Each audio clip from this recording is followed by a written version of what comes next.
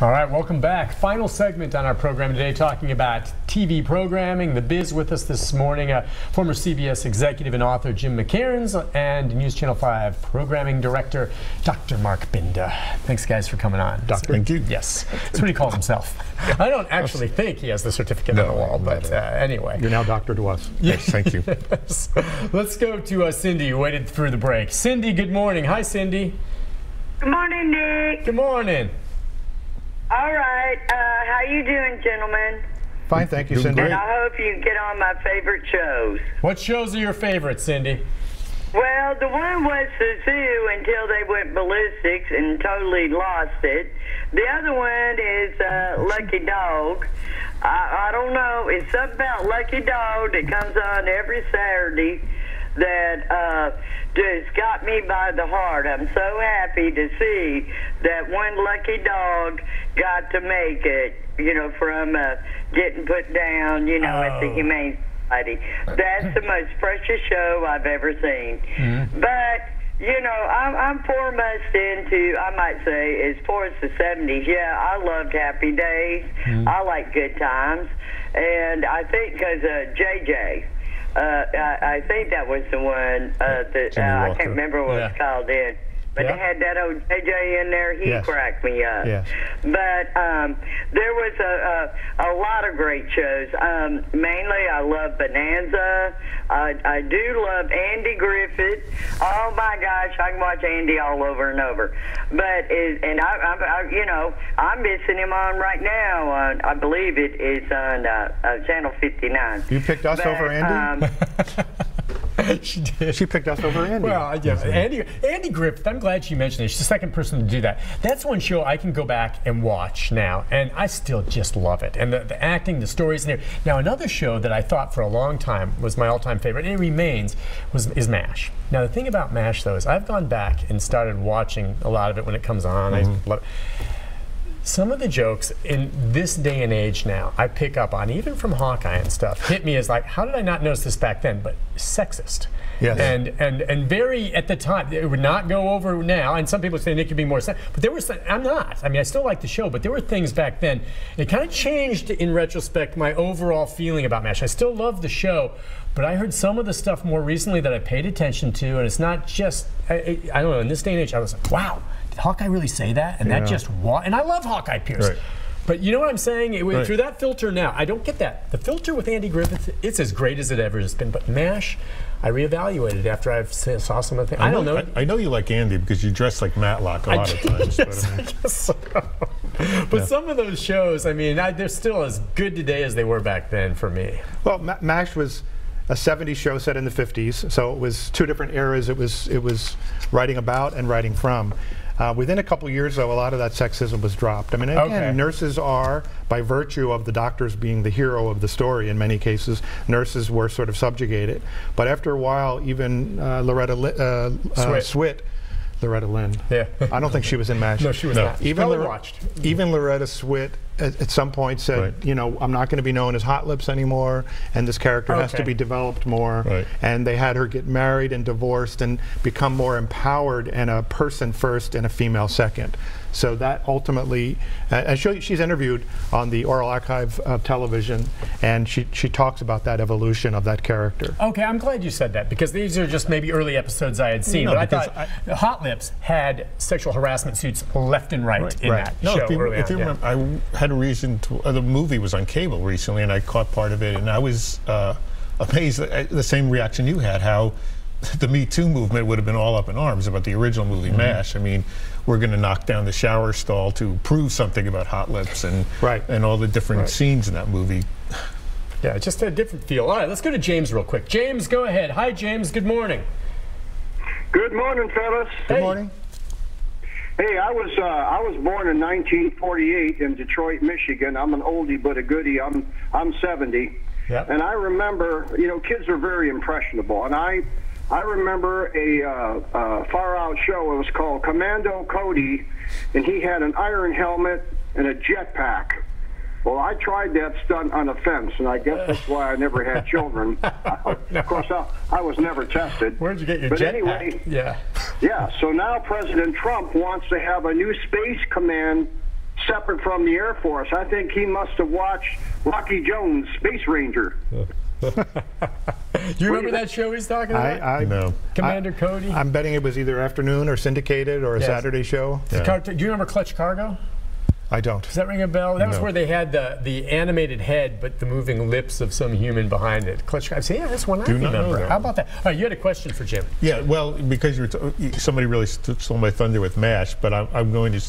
I think my wife and I were discussing before he came on the show that our, I guess, kind of iconic move of the 70s was Henry Blake's death. I mean, was that really the, maybe not the first time, but it was the first major time a character had died on television? That was 44 years ago yesterday. 44 years ago, yeah. And remind folks who Henry Blake was. March 18th, MASH episode called Abyssinia and Henry.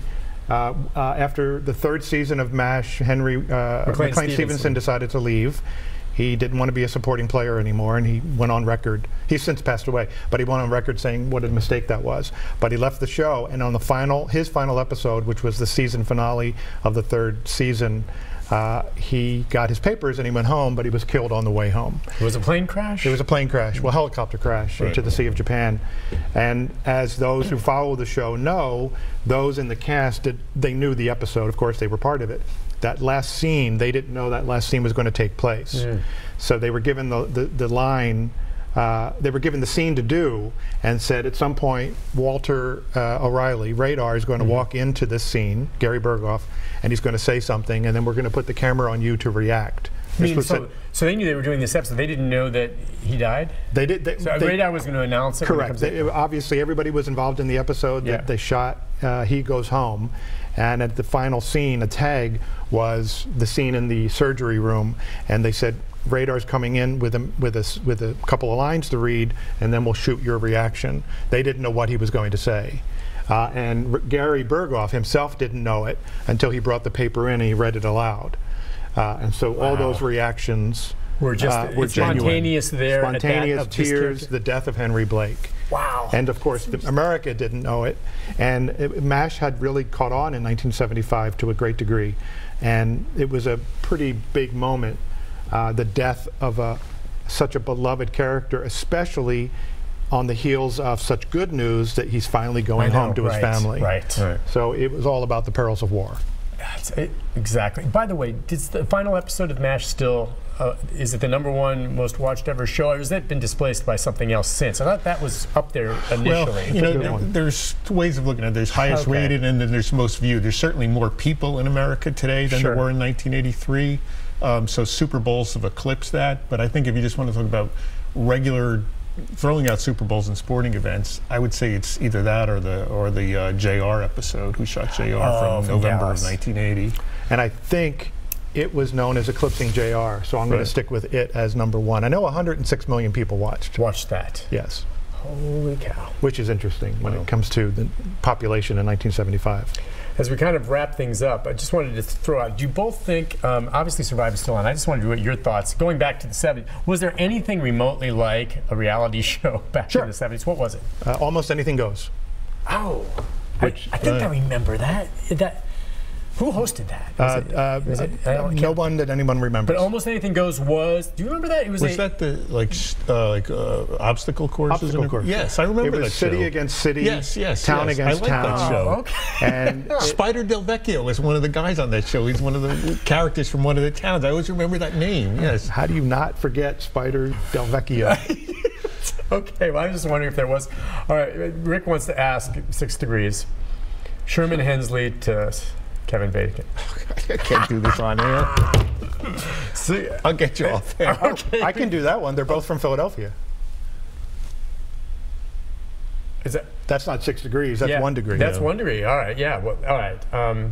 So I ruined it. I'm sorry. You did. Oh, Rick, you stumped him, at least for the moment. He's on live TV. As far as beyond that, that's the only one. All these, they're everywhere you look now. Started with Survivor. Are they ever going to fade away? The reality shows. I thought they might, but I mean, they keep continuing. I mean, the great ones, Survivor and The Voice and The Bachelor, they continue and continue. There haven't been any new ones until this recently. The Masked Singer just took off recently, so we're going to see that come back over and over again. The revamp of American Idol is doing okay, but it's far from what it was in its heyday on Fox. The other thing you see is a revamp of some of these game shows. You know, Alec Baldwin's hosting one now, right, at night. And ABC just picked up the rights for prime time for Press Your Luck and Card Shark, so you'll see those this summer. Yeah. Hey, what did you think when you saw how Alex Trebek announced that he had pancreatic? I don't know if you guys saw. I did see that. He's a classy guy. Classy guy. And gutsy. Yeah. And he and his people are smart. He and his family are smart. They got ahead of it before it became something to be gossiped about or rumored about. And he very, very classy. Yeah, I wish him well. When I saw that, I was amazed at how straightforward he was with that. You know, we wish him the best. Jim, once more about the book. Get it up there. Come on now, my friend. It's called All in the Decade, 70 Things About 70s TV to... Hold it up right over there. And 70 Things About 70s TV that turned television into a revolution. All in the Decade. Pretty interesting stuff in there. And it's available? On Amazon.com. Amazon.com. Jim, thanks for coming on. Thank you so much, Nick. Again sometime, you know, as we get more programs. Thank you, Mark. Yeah. Mark, thank you. As always, a pleasure, my friend. Yep. This is a fun show. Now, when does this air? We're just live now. Oh. And it airs again this afternoon at 3 o'clock. Wow. All right. So they heard us then. Yeah, they did. I should have told them, darn it. Guys, thanks for coming on. You're welcome. All right, take a break. I'll be back with a programming note about tomorrow right after this. Stay with us.